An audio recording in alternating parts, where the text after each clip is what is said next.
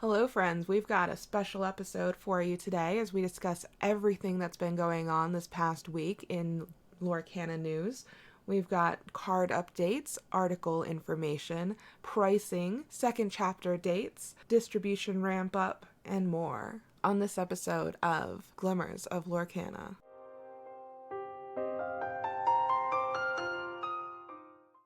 Alright, so on the card front, we got not one but two steel cards, as well as having Mickey's rarity and card number revealed.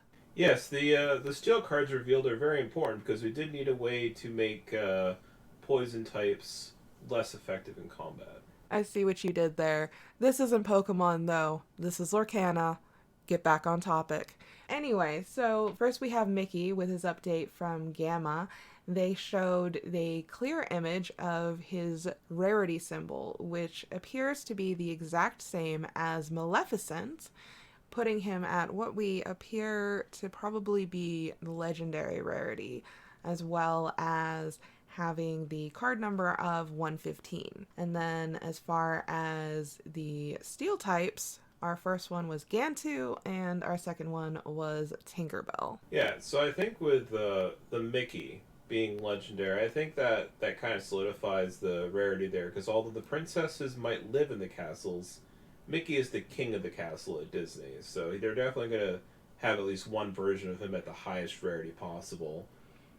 That's what happens when you're a corporate mascot. I mean, pretty much, and you gotta love that pun too. I mean, defeat looming, victory hangs by a thread, hero bolts to the rescue, patching things up through sheer determination.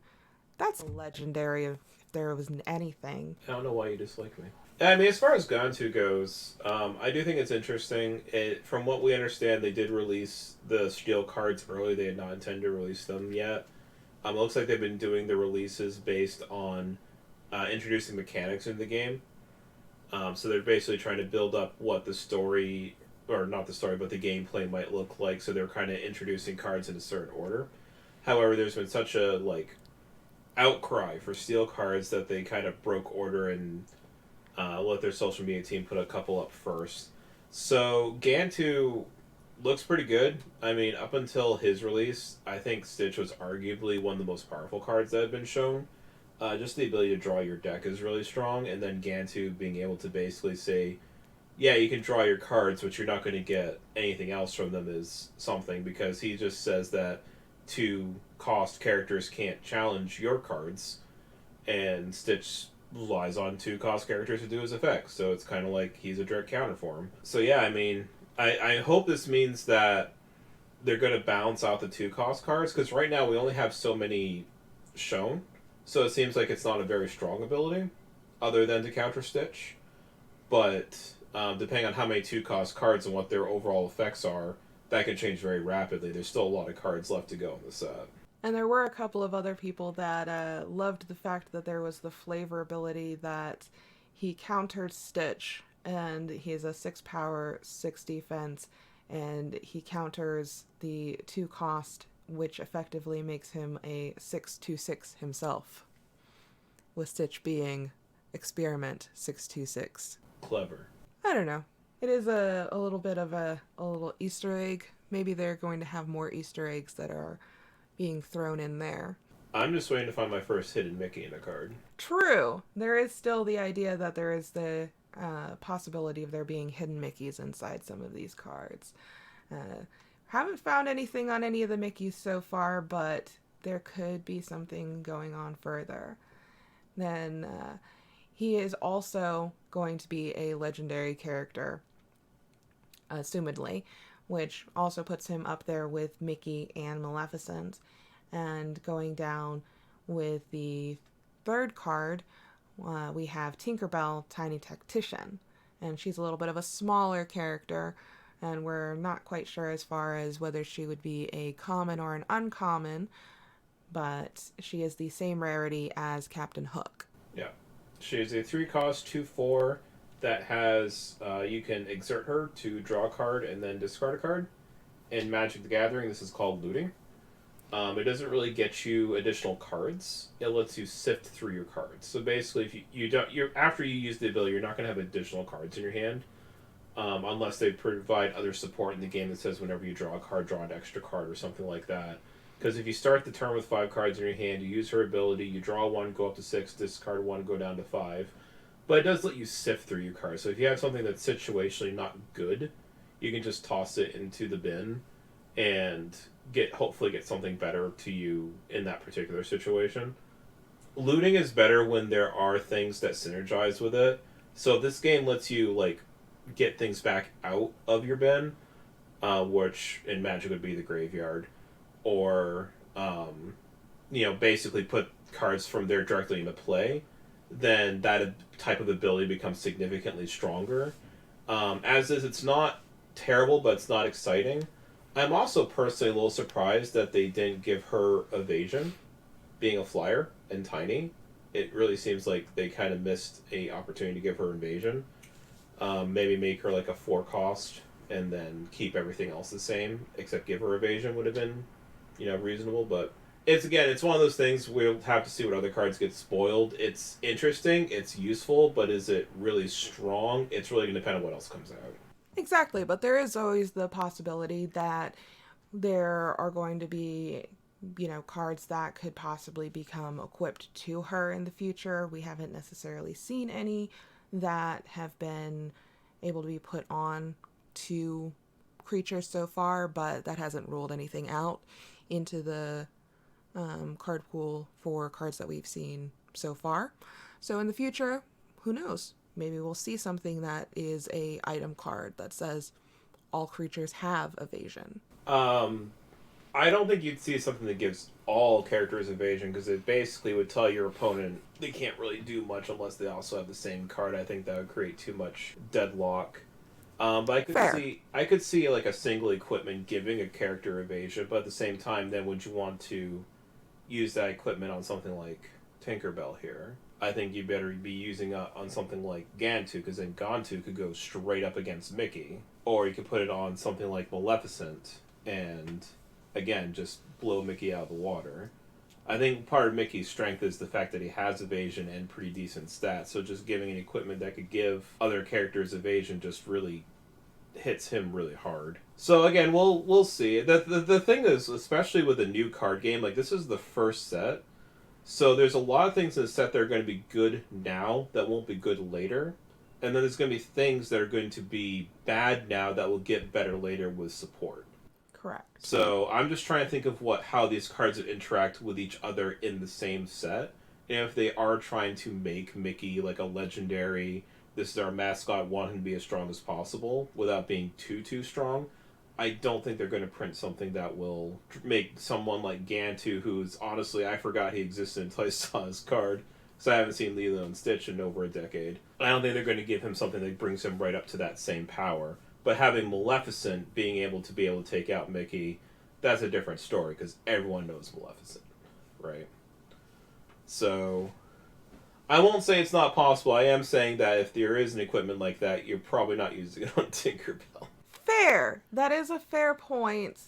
It's just, again, not everyone utilizes the same kind of thought process when they are drafting their decks, and some people just want to have fun and they see, as you said, that they have a fairy and the fairy does not have an evasive ability.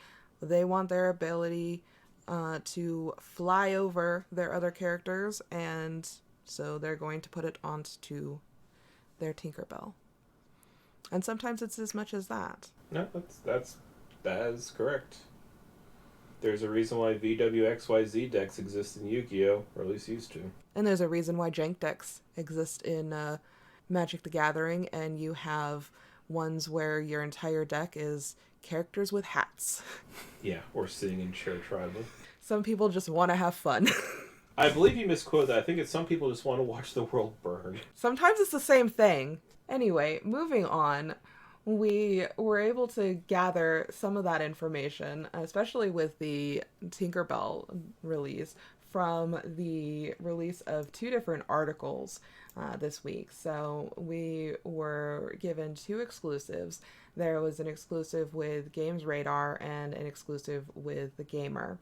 Games Radar was the one that was able to provide us with the Tinkerbell card, as well as the release date for the second set, as well as the pricing information. And then The Gamer was answering some of the narrative questions, and that one went with the update of the story section on the Lorcana website. Now, there's already been a video done on our channel that has gone in depth over that first Lorcana website on The Gamer, so we're not going to bore you with going in depth over that again. If you want to click over there, go ahead and do that. But basically, a short to-do of that would be that they have stated that we're not going to have a definitive answer on Floodborns in the first set, that there is going to be something with Inklands that we don't necessarily know what those are yet. Plane Chase. Calling it now. It's Plane Chase. You roll a die and see if you get an effect or go to a different Inkland. Possibly. There is still the rumor that there could be location cards. We don't necessarily know if those are going to be in the game or not yet. I imagine those would be like stadiums for Pokemon. Possibly. And that brings up the fact that there is the Dreamborn characters that we were given the confirmation that they are more reimagined than we had previously thought, and that it could possibly be opening up the idea of possibly having fan-submitted ideas come in the future. If so, that would be, rather interesting, because some of the other card games in the past have had fan-submitted card-generated art, and it would be interesting to have that on a card game for Disney in the future. Yeah, I mean, I would definitely want to see, like, a Mecha Maleficent, done in the junk style of WALL-E, but a giant robotic dragon. I think that'd be fine. I think that would be really interesting to see. Maybe some green fire. Well, I think it'd be interesting, because then they could even create entire sets around it, because the thing is, there's a lot of IP in Disney, but at the same time, like, if you're doing a few hundred cards 4 times a year, eventually you're going to run out of, like, the quote, like, the Imagineer style ideas, because they do try and get people to work on the cards and everything for Disney that are of kind of a similar mindset as far as, like, genres and how things would work out. But once you start allowing in audience participation, then that all goes out the window. Imagine all of the characters in a Pacific Rim mecha style because someone recommended, and they do an entire set that's like the post WALL-E Earth, and all the characters are just basically mecha Pacific Rim Transformer style characters, versions of themselves. And they're all completely Dreamborn. Yeah, every single character Dreamborn. Now, is that very likely? No, that's not likely at all. I'm going to call it right now. It'd be cool, but they'll never do it. But I'm saying that they could do that, though. And they could use that to help fill in future sets when they're kind of low on ideas, or maybe do, like, specialty sets, or, like, one completely off-the-wall set a year type deal. So you might see something kind of like that. Or having, like, their version of a promo card with a fan-submitted genre. Yeah, sure. Or even having, like, contests where the fan submits and then they get to make, like, design a card for a promo or something. Like Toothy's Imaginary Friend, where they have wasn't that fan-submitted? No. Childhood? Oh, it wasn't? I thought it was fan-submitted. No, you're thinking of the Secret Lair there. No. Okay, yes. So, like, there's a one of the famous cards in Magic the Gathering is Snapcaster Mage. That was a tournament champion designed that card. Mm-hmm. So that was the Gamer article. As far as the Games Radar article, As I'd mentioned, they mentioned in that one the release date information for the second chapter. And so we now have that confirmed for sure that the second chapter will be releasing to local game and hobby stores on November 17th and to the big box stores on December 1st. So, exactly as I said on the first release date information, they're just essentially saying 3 months later, there's the second one. Basically, called that in the very first video that we put out, actually. So, calling it right now, next one's going to be February 16th and March 1st. Will probably be the dates for the third chapter, based on the 3-month schedule for having 4 per month, per year. And if we're right about that, everyone owes me a box for my birthday. We also have the confirmation of all of the pricing. We previously had the information for what the prices were going to be in German euros, but now we have the pricing for the US, Canada, and UK. So that's been a little divisive for the community. Some are saying that it's right there on target. Some are saying it's a little bit high. Some are saying, well, we'll let you decide in the comments below. But officially, the booster packs are going to be $5.99 in the US, Canada will be $7.99, and the UK will be $4.99. Yeah, because those are appropriate. I am of the opinion that is too high. I think it prices out the younger people who would want to play. I think it is. I just think that's really high. I think that card games like Magic the Gathering, Pokemon, even Yu-Gi-Oh! To a certain extent can get those prices because they are extremely well established. They are kings of the game. And Lorcana, while it has a very solid backbone going into it, it has a very good IP to draw from. It's not established yet. It hasn't proven itself. I think the prices are high. I mean, $6 for a booster pack, that's like a Magic the Gathering specialty product. That's the once-a-year type set, Masters Edition, that has a pack full of like $50 and $100 cards. And I don't expect that we'll be seeing that in Lorcana. Now, it does have 2 rares in it, so if we do it by rare, that's $3 per rare in the pack. And since the average Magic the Gathering booster pack is like $3, that puts it right with the same price as a Magic the Gathering pack in that respect. But that's the thing, you get 2 rares, but you don't get the double uncommons that you would with the Magic pack. And there are Magic cards that are worth $1, $2 at common, and then, $2 to $6 is uncommon.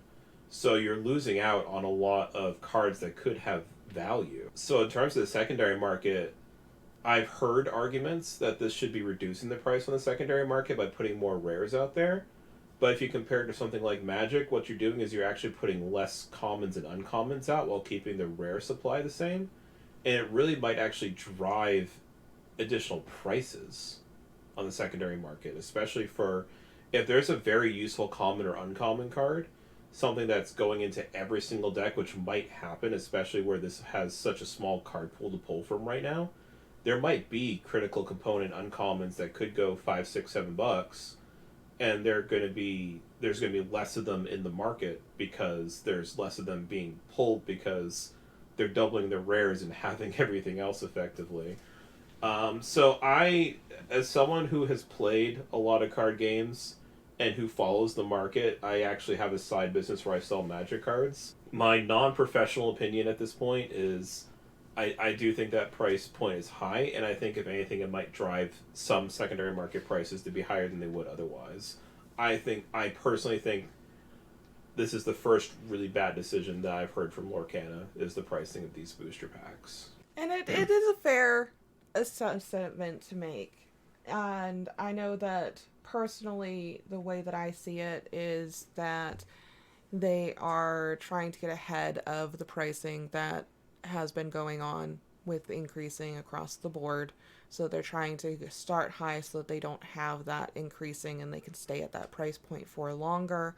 But again, as you've stated, they have the starting spot that they are trying to break into the market for. Um, we are seeing some places saying that they are going to be going under the MSRP as much as Heroes. possible. Heroes. Not all heroes wear capes, although considering these are mostly going to be LGSs, they probably are wearing capes when they feel like it. Now, that does end up meaning that the booster boxes for the $5.99 price point does have an MSRP rating of $143.76. And basically, where we're seeing that going is some places are trying to settle at around $130 is I think what I've been seeing online. Yeah, so I'm gonna guess that distribution is probably like if the distributor is probably selling the boxes to the game stores at about $90, because at $90, once you take in shipping and credit card fees for buying the boxes, the LGS should be able to get about $20 if it at about the $130 price point. Because basically, assume that you sell a box for 130, they recoup their 90 that they paid the distributor, and then there's another $20 in fees and shipping. So it gets them about $20 per box. That's pretty average for a lot of card games. It's what a lot of LGSs aim for. Some of them will aim for higher, and that's usually for lower stocked products, which from one of the updates that we're going to be talking about here in a bit should not be a problem with Lorcana, which will actually be very surprising for a new card game. They usually do have stocking issues. But from what we understand, Lorcana should not have that. So I think it makes sense that they would sell at 130 if they can get $20 a booster box. Because it makes them look really good for selling under MSRP. And also helps move the product quicker. It gets it out to people a little bit cheaper, which makes everyone happy. So that also might be part of the reason why the MSRP is so high, is because they know they're selling lower than that, and it's going to make everyone look really good that they're selling below MSRP when, especially in the card market, all you hear about is people scalping people. Well, exactly, and they do seem to be putting a narrative out there of the local game stores versus the big box stores.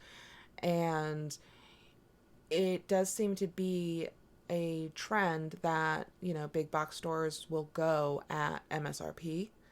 And if the local game stores are willing to go under MSRP, then you would be able to get it for a cheaper rate than you would at like your local Target or your local Walmart. That also drives in-store visiting, like actually physically going to your local game store to get the cards for cheaper, which then also forces interaction with the people who work there. And those people then also probably inform you, oh, hey, Lorcana nights Tuesday nights, right? So it also feels like it might be a way to drive people to places where they can play, because the best way to get people to spend money on your game is to make sure they have a healthy community to play in. So by forcing people to go to the local game store to then not just buy their cards, but then also find out about gameplay and to meet people and network, that's also word of mouth. Like, that's how most card games in the 90s, early thousands got big. And that's not something you don't see those communities as much anymore because they don't focus on LGSs as much as they used to. So this could be driving back to like word of mouth type marketing, and also trying to pre-build communities to make sure that people have a place to play, so they're more willing to spend their money to play the game, which is a win-win. I mean, you get a place to play, you get a community to play with, and they get more money. So there's nothing wrong with that. With that in mind, we do have the additional pricing for the other items as well. So those starter decks are going to be the MSRP of $16.99 for US. Canada is $21.99 and UK is $17.99. Now those do include not just the 60 card starter deck, but also an additional booster pack is included inside of there. So essentially, you're getting an entire deck for about $10, $11 there. It does also say that it comes with 11 damage counters and a tracker token and a paper playmat. Yes, a paper play bat. exciting. Well, while not the most exciting piece of information that's out there, it does kind of indicate that it is a everything that you would possibly need in one box to start playing. It is, you have your damage counters, you have that tracker token that we will know more about for definitive purposes in quote unquote spring, and you have that paper playmat that not everyone's going to have that additional money to get, but will have their assumedly designated zones on. Back in my day, we didn't use no fancy playmats. We just put our cards on the table where they were supposed to be, and we used our imagination. Now, I know for a fact that that's not true because I had a Magic the Gathering starter deck, and it had a paper playmat. I also had a Magic the Gathering starter deck that did not have a playmat. It depends on what year you started playing Magic. Because I had a starter 99 deck, and that certainly did not have it had nothing. It didn't even tell you how to play the game. It was like, here's some cards, enjoy your swamps. So, I'm just telling you, things change over time. True. That is true. But they are definitely trying to make it as easy to pick up and play as possible. No, and that's reasonable, because if it gives you one tracker, and then the damage counters, and then the deck, and then someone else has a deck that comes with damage counters and the tracker, and you each have your play space, it'll feel a little bit like early years, like Yu-Gi-Oh! At that point. Because that was actually very common for Yu-Gi-Oh! I probably still have some of those around, maybe. The thing with those paper play mats is that they're only good for a few games before they go bad, so either you're getting a replacement or you're learning to play without them. So it's good for the first couple of games, but they just don't last very long, is the problem. And they also usually have the rules on the other side, which is problematic when you're playing and you need to reference the rules. So hopefully Lorcana doesn't fall into that particular pitfall. We'll see. We'll see. Next, we have the gift set, which looks to be $29.99 in the US, $39.99 in Canada, and $27.99 in the UK. That is the Hades and Mulan gift set, which has the oversized cards for collectors as well as the guaranteed Hades and Mulan cards. And that comes with the 4 booster packs, the 2 lore tracker tokens, which is the Hades one and the Mulan one, and the 32 damage counters. You know, at that price point, this one just, it seems more like a very niche. So the value on this one is going to come down entirely to what the secondary market says Mulan and Hades are worth. Because we know the damage counters, unfortunately, are probably not going to be worth anything. They're throwing them in every product. So they're not really worth anything. It's, if you need them, you need them. If you don't, you don't. You're not going to go online and be able to resell them. Same with the damage trackers, most likely. The oversized cards, if Magic is anything to go by, they're not typically really worth anything. In fact, a lot of times they're actually kind of a hassle to deal with.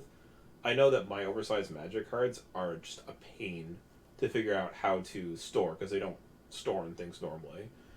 But they do have the dedicated space for them on the portfolios, though, so they are thinking long term about the oversized cards for collecting purposes. But no, that's a solid point. But I still feel at the end of the day, you're paying $5 for a Mulan card and a Hades card. And the thing is, if we go back to the booster pack analysis from before, you're paying $3 per rare. Well, you get 2 rares in that for less than $3 a piece, so that's actually not a terrible deal. But you're guaranteed those specific ones, right? You're not going to get anything better. You're not going to get anything worse. There's no roulette, for example, with that. But if Hades ends up being, and I'm using Hades as an example, it could be either one of them, but say one of the cards becomes used in every single deck for a while, then even with them being in that gift pack, there might not be enough supply of them. And if it becomes a $5, $6, $7, $8 card, then you're just making money buying those. And we also don't know what the print limit on those is. Gift box indicates to me that it's probably going to be some kind of limited run product. So I don't like the numbers on it, assuming that's an unlimited product and assuming neither one of the cards goes off. But it is something to watch, because if either one of the cards ends up becoming something valuable, or if it's a very limited run product, like say 100,000 units or something, then all that math changes very drastically. Exactly. It's one of those things where, like, on the surface, it's a you buy that because you very specifically want to guarantee that you get the Hades or the Milan card without the need to buy the additional cards and pull them in a randomized manner. You want to guarantee that those are the cards that you're going to pull, which to me tells me that they are most likely not going to be in the starter decks. I don't expect those cards to be in the starter decks at all, no. Exactly. So that does put the spin on it of it being a niche product, of you want that product because you want those two cards. I almost feel like it's kind of like building with those cards is kind of like your step after the starter deck. Like, we're going to give you the cards that could be a solid archetype each. Hades being villains, Milan being... Mulan's the one where when you challenge the card and you defeat them, your characters or your heroes get +1. All of your characters. All your characters. So then, you could be... basically, Mulan could be like a go-wide deck, and Hades would be... I wasn't sure if it was heroes or just characters. I guess theoretically that means you could put her in with Hades, too. You could have a Hades Mulan deck and just keep buffing Hades up on that stat, whatever it ends up actually being called. That would be a very interesting deck. But then again, I guess all she'd be doing is replacing herself because she's not a villain, so she wouldn't count towards him. So all she'd be doing is giving him the pip that she would be giving him if she were a villain instead. So, but anyways, it basically, it seems like they're like, here's your starter decks, and then here's this gift box that has these two cards that have two individual archetypes you could try building a deck out of. Go ahead and have fun. And it's almost like we're now steering you into a more like an intermediate deck building. And then the last product we're going to talk about is the Illumineers Trove. Which is literally just go ham, Franz. Yes. So the first chapter is Illumineer Trove is obviously the most expensive one. It is for the collector out there. It is being marketed that way. It has a little bit of everything in it at $49.99 for the US, $64.99 for Canada, and $49.99 for the UK. It has the full art storage box, 2 full art deck boxes featuring Aurora and Mickey Mouse. Specifically, it is the Brave Little Tailors Mickey Mouse, 8 booster packs, 15 damage counters, and then a 50-plus page full art player's guide printed on thick and glossy paper with art from the game, deck building tips, game strategies, powerful card combinations direct from the design key team, a deck list for keeping track of collected cards, and a visual guide to Disney Lorcana, the first chapter. So I think the important thing about this particular product is just to do some really quick math. 8 booster packs at MSRP is $48. This is $50 US. So right now, you basically, based on the MSRP prices in US, you're only spending $2 extra to get a deck box, like a deck, like card holder box, as well as the 2 deck boxes. Now, even if you assume that the deck boxes are cardboard and probably not, they're important enough that they're being put out, so they're going to be of fairly decent quality. And cardboard deck boxes don't necessarily mean bad. It'd be great for beginning, and they're also good for storage. And then the storage box itself for storage is also useful. So I think out of all the options, this might be the best one to pick up even multiples of. Because basically what you could do is you put your commons and uncommons in the storage box it comes with, and you can put your rares in one of the deck boxes, and then you already have a way to separate your commons, uncommons, and rares just for buying this product. It's really good for as a basic storage solution, and then probably get like a binder for your like the shiny foil cards, the ones that are going to be more temperamental with their treatment. But for non-foil cards, I think this is a great solution if you're planning on buying some but not too much of the product. And if you want to find out about other storage solutions, I'm going to be having a video coming out soon with more of the bulk ways you can store things based on my Magic the Gathering experience. But this is absolutely something that I would actually personally use. And in fact, I might be getting one of these just to basically use that box to store rares for the first few sets of the card game. I think it's a pretty good deal for what you get, and I think it has a lot of purpose. And who knows, especially depending on the number of these that get printed, those cardboard deck boxes, a lot of people are, I'm assuming they're cardboard at $2. But assuming they're cardboard, a lot of people are going to use them. They're going to get damaged. They're going to get bent up. They're going to get lost to the sands of time. So in 3, 4, 5 years from now, good condition ones or even unused ones, unopened ones, those deck boxes might end up being worth $5, $6, and that gets you your money back in the long term. And one of the things I'm a big proponent of is, if you're going to spend money on a hobby, use that hobby to make you some of that money back. Money is a very precious resource in this day and age, and if you can use the cards that you're not using or the accessories you're not using to help fund future purchases for the card game, you should. Which is not to say, go out there and be a one of the nasty people, but definitely takes the bite out of some of these upcoming purchases when you can take some of the stuff that you don't need, don't want, and repurpose it to somebody else that wants it or needs it. Going on the talk about the additional deck boxes being the cardboard ones most likely, and the fact that in the Illumineers Trove is going to have the Aurora and the Brave Little Tailor Mickey.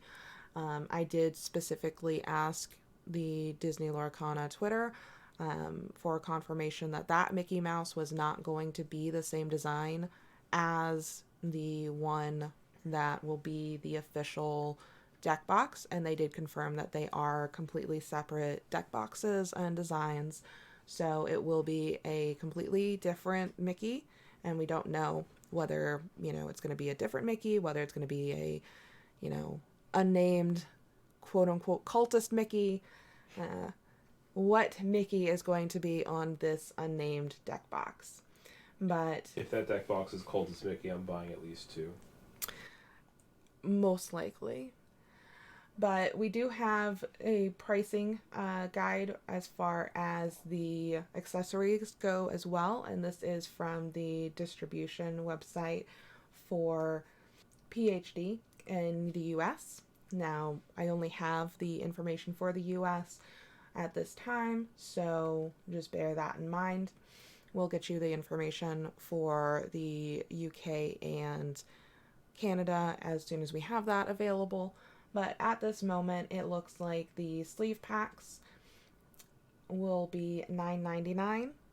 The deck boxes will be $5.99.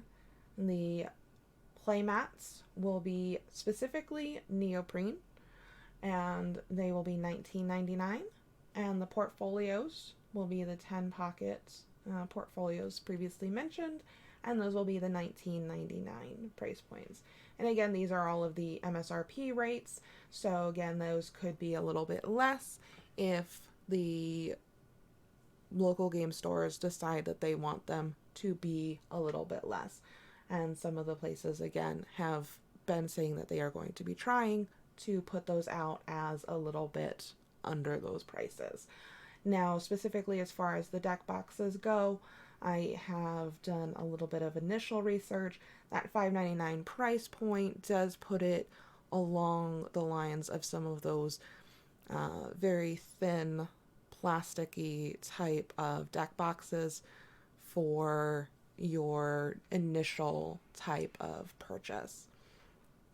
So you're not going to be looking at any of the crystal boulders or anything like that for what would be coming with Lorcana. You're not going to be looking at the $8-10 silk towers or anything like that. As far as what is going to be on the Disney Lorcana, it's going to probably be one of those flip top thin plastic ones. Yeah, and to be fair, the prices for those are pretty in line with those products for every other card game. So the note is, depending on how much they make of them, a lot of these products, the deck boxes and the play mats, they don't tend to sell out, and they're usually very specific to like the expansion they're from. So they're probably going to be featuring art from the set one cards. So if after a while they haven't sold, they will probably go on a clearance. It's pretty common. That's like the life cycle of these products. Is usually you'll be able to get some on clearance after the fact. Just know that if you do want to wait for clearance products like a $10 playmat, you're not going to get the selection or choice of the playmat. It's whatever didn't sell. I know that like with Magic the Gathering, they usually like Ultra Pro will usually come out like 8 playmats, and usually there'll be a couple that don't sell, and those are the only two that end up going on clearance. So if you care about having a playmat for cheap, but you don't care the art, that's a good route to go. It's pretty safe. So that's something to keep in mind, but you're definitely not going to be getting a selection. You're going to be very limited in that case. And an alternative to all of these accessories, of course, is the fact that for sleeves, you can always go through Dragon Shield with their custom shields, Yep. and you can go and make your own Lorcana shields. You can do that with the playmats as well. There are multiple different resources available for making customized playmats in various different styles, from the thicker to the thinner, and in various different sizes. So, any of these that you don't necessarily like, because there are going to only be 3 in the first chapter, you can look into these resources to make your own customized Lorcana playmat. Yeah, definitely be on the look for third party artists. Some sites like Inked Gaming or even Etsy, you'll have artists who will produce art and then they'll make to order like playmats and things, and they'll be really good. They'll be unique. They'll be short print. They'll be really nice. And honestly, like I've gotten some really nice ones for like $25, and um, I've been very, very, very happy with them. So you do have options like that aren't really going to be that much more expensive if you want to help some up and comers in the artist game who are looking to get. They're just trying to get a little bit extra money. You get something unique. It's kind of a win-win. You're helping out someone else instead of a corporation. Exactly. And there will be a lot of people that are going to be doing their own stylized versions of the art in their own style or in the Lorcana style, but their own custom characters, similar to Lorcana HQ, where they have already created their own customized, stylized characters based on the idea of being a Illumineer. There's going to be a lot of people that will do similar things in the upcoming future, and you will be able to most likely buy playmats and deck boxes and sleeves and portfolios for that matter that have that kind of stylized things as well. Now they will be most likely a little more expensive than these, but they won't limit you to only having the look of Captain Hook or Mickey Mouse on them. Instead, they might have Mickey Mouse fighting Captain Hook on them. If you are one of these artists and listening to this, and you plan on making any Wally style mecha character prints, just let me know. Just put a link to it whenever you get that done. I'll be interested. Preferably Etsy, because I have an account there. But wherever. Just saying. Now, for the last little bit of news that has been confirmed in here, with that distribution, the one thing that was very bolded with the distributors newsletter was the fact that everything is going to be for sure allocated. And that put a lot of people up in arms with the term allocation. People hear the term allocation and they immediately start thinking Magic the Gathering and all of the issues that that will have sometimes with people ordering 100 boxes and getting 2. And what we are hearing is a little bit of confliction with the details on what's going on with this. Some people are saying that they have heard from distributors that there's not going to be enough product to go around, but at the exact same time, there has been other details come out that says directly from Disney Lorcana that they have already been increasing production to support Lorcana, the first chapter, so they're aware of how much hype this has been generating, and they are trying to meet that demand. And the term allocation does not necessarily mean that they are going to cut everything out. It just means that they are going to designate who gets what when. Well, so I mean, technically, let's get right down to it. Allocation just means people getting their stuff, right? Now, like if you request 500 boxes and you get a full allocation, then you're getting your 500 boxes you asked for. That's what a full allocation is. Now, you could get a partial allocation. Distributor goes, we don't have that many boxes to give you, so based on your request and what you've purchased in the past for card games, we'll give you this much for now, and we'll get you the rest later or whatever. So what people are concerned about is a partial allocation. And right now, all they're saying is there is going to be an allocation, which is not helpful as far as is it partial, is it full. The fact of the matter is there are people in stores that are ordering a lot because they expect that this is going to be, like, they're not even going to sell all of it. Some of them are just going to be put into, like, Storage unit somewhere to sit for a few years and bank on the success of the game to make those boxes worth $2, $3, $4, $5, $600 later on. And honestly, if that sounds crazy to you, follow Magic the Gathering. That's not uncommon. But the other thing is also, it's hard to determine an actual allocation for this game because it has never. This is new. They don't know what because some card games have regionalities where, where we're from, where we're broadcasting from. Magic the Gathering is big. Pokemon is moderate. Yu-Gi-Oh is small. But if we go somewhere else in the country, you could get that to be the exact opposite. A lot of places, Pokemon is large and Magic is the medium or whatnot. And Flesh and Blood doesn't exist. Yeah, Flesh and Blood doesn't exist here, but in other parts of the country it does. So when they do the allocation, they also look at the regions and go, what is the expected sell-through rate for that product in that region when they're doing the allocation? Because again, it's in the distributor's best interest to make sure these cards get into the hands of people playing the game. Because if they're getting into the hands of people playing the game, then the stores that buy from them buy more. Right? So they don't want to send these boxes in places where they're just going to be stuck in a storage warehouse for years. Because then those cards don't get out, people aren't excited, they don't spend more money. So they use a lot of regional data and like year over year, season over season, expansion over expansion details that are not available for Lorcana. We do not know where in the country Lorcana is going to be at its biggest to allocate the most boxes. So they're going to have to kind of basically figure it out based on other card games. Like, I imagine they're probably going to treat Lorcana as a mixture of Pokemon and Magic as far as allocation. Which means I imagine my area is going to get a moderate to moderate high allocation of the base product, unless they can actually do full allocations based on what stores are asking for. But if they do partials, they're going to have to go into metrics that they just simply don't have for this game and just make guesses and hope. So just keep that in mind.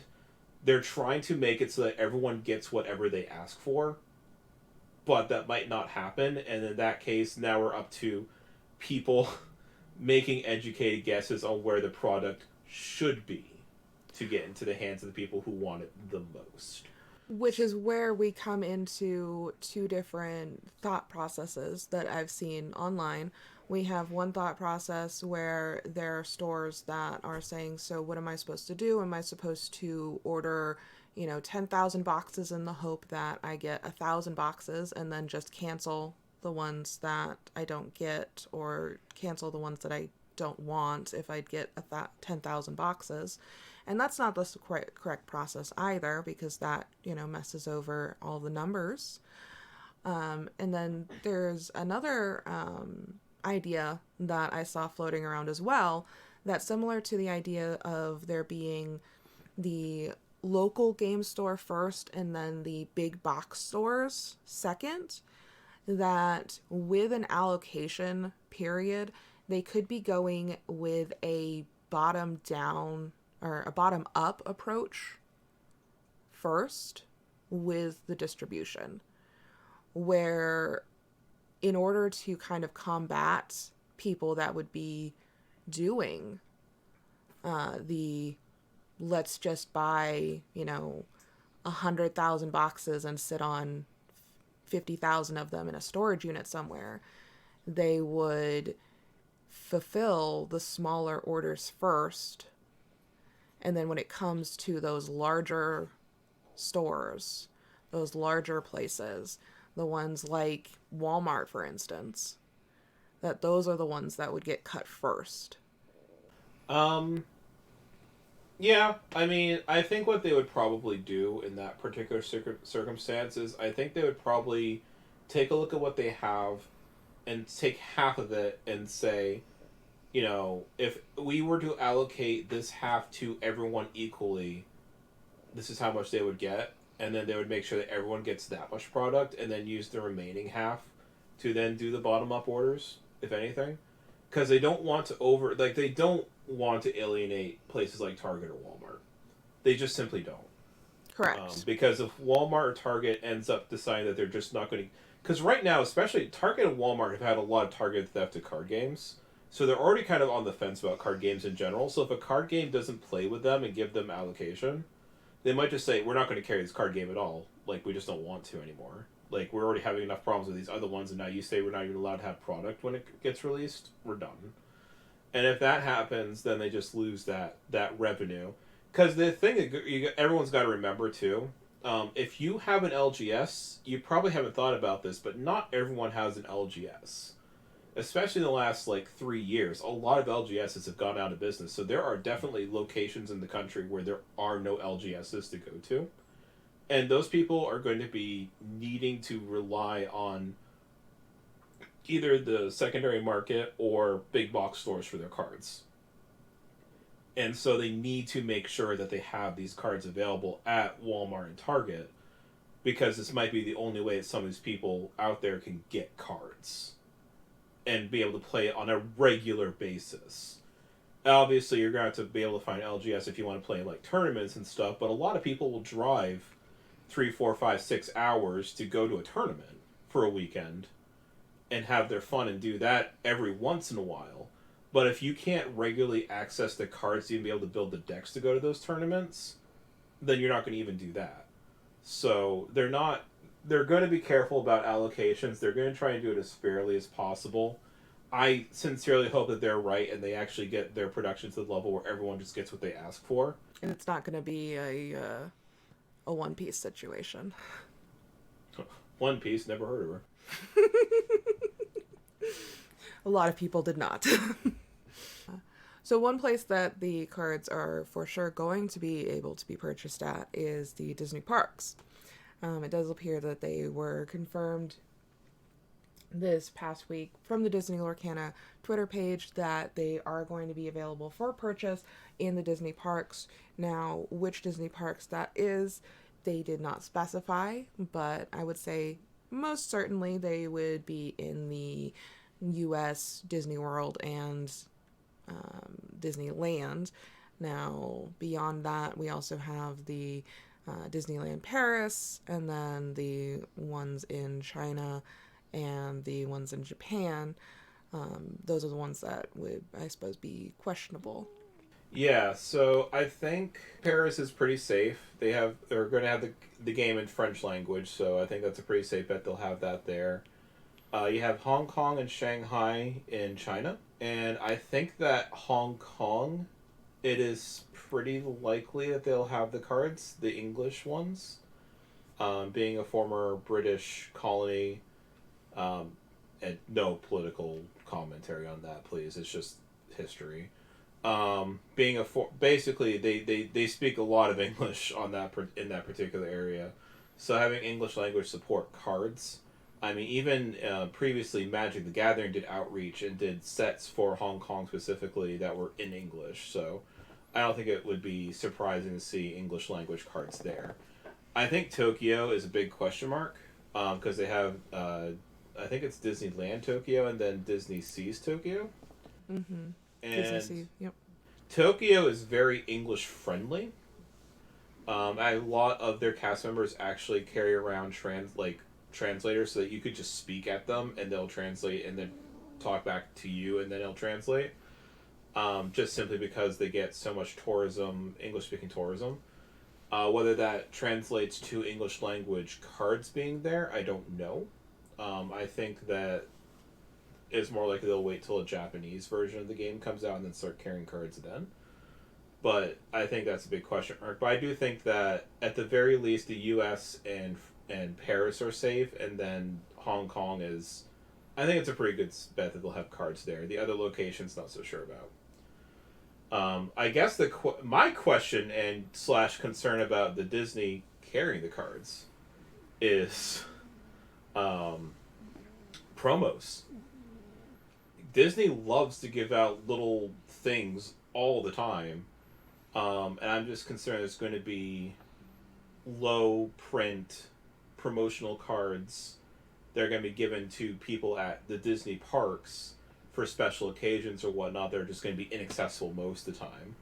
Well, they have stated that they won't be doing specialty cards that are not available for normal people to be purchased in the booster packs. But Well, that like doesn't mean that they won't do specialty foiling. specialty foiling, specialty art, um, serialized cards, which they have not talked about at all, but it would not surprise me if they did serialized for either tournaments or for parks or whatnot. Things that would have, like, I mean, we already have the D23 promos. We know that all the D23 promos are going to be in the set because they said they're not going to have specialized promos. So we all know these are going to be in the set. But I promise you that the D23 Elsa is not going to be the same secondary market value as set Elsa. Correct. Set Elsa is probably going to be a common or uncommon at like 5 cents, and the D23 one's always going to be like $100. So I mean, currently she's over $1,000, and I currently the Brave Little Tailor Mickey that was given to anybody that could get a hold of it for zero money yeah is selling for over $4,000. I am assuming some retracing on those values once the market has them available for regular use. Because it's one thing to have because those cards are always going to be unique, but some people really care about having something truly unique, and just having a reprint version available is going to make a lot of people lose interest in it as a collector's item. That's just how the card games go. But yeah, I mean, that's what I'm concerned about, is that there's going to be those types of promos available at Disney World, Disneyland, like as an annual pass holder thing. If you go over to Epcot Center and go buy 3 booster packs at their pin trading shop, you can show your annual pass and get, a promo. That kind of thing. Like, that's what I'm kind of expecting to happen, and I'm a little concerned about that because that makes collectors go crazy. So anyone who likes to just collect the occasional thing, like, oh, I want something specially unique, Disney's great for that. If you are a hardcore, I must have everything to do with this card game or this pin or whatever, Disney's the worst thing in the world for you. Even if you want all the sorcerers and the Magic Kingdom cards, they come out like 7 or 8 promos a year for the years that they were doing it. I mean, if anything, I think that it will probably take the place of what had been the sources of the Magic Kingdom. It might even be something where if you go into a Disney park, say the Magic Kingdom itself, you can get a randomized card if you go to, say, the Firehouse. Yeah, or maybe like the thing is, I imagine that the cards, at least when the game first comes out, and maybe for new expansions, they're going to be like the pins, where they're going to say there's a limit on how many you can buy. Because I don't think that they could possibly move enough product over to, say, Magic Kingdom, so that everyone could buy however many they want. I mean, there's already people going in to get, before they set limits on those, the Funko Pops, they would buy the entire stock out. Like, someone just go and drop like $5,000 on Funko Pops. It's true. So there's just no way you can keep up with people's wallets like that there unless you set a limit. So I have a feeling they'll probably set a limit. But they might do something like if you buy 5 booster packs, you get a card or something too. Something along those lines. In which case, I'd be going through that line a lot. But we'd have to go back to Disney to do that. So hard. I know. So the final thing that we have on the agenda here is a announcement to go vote in LoreMadness. And that was the little fan-made Lorcana March Madness bracket. And Final four were Hades versus Mickey, and then Stitch versus Scar. not everybody is out there that going, oh, go Mickey versus Hades, but I, for one, am going to say go vote for Hades. And as far as the Scar versus Stitch debate that is raging on Twitter currently, I am throwing my hat in towards go vote for Scar. What's your opinion? Well, so from what I understand, the voting on this is completely arbitrary. You can just vote on any kind of credential or criteria that you want. So if I were voting just for characters I like more, it would be Scar and Hades. If I'm voting for cards I like more, it would be Stitch and Mickey. So take that as you will. Who did you vote for? No one, because we share an IP address, and only one IP address you can only vote once per IP address. You're such a stickler for the rules. Well, we know somebody that didn't go around to all of the McDonald's. All right, well, thank you for sticking around through all of the news updates that hit the Lorcana news cycle this week. We will be sticking around for additional news updates as they come out. This should be ramping up as we get closer and closer to that elusive spring. And so you may be hearing additional versions of this sort of more long-form podcast-style discussion as the weeks come on. If we have the time to do that, that will be how we do these more condensed style wrap-ups. And that way we can try and get everything into one video rather than necessarily spreading it out and making you listen to everything multiple times, and you'll get to hear our in-depth commentary on what we think of all of the news. But if you enjoyed this, leave a comment down below, and thank you for listening to Glimmers of Lorcana.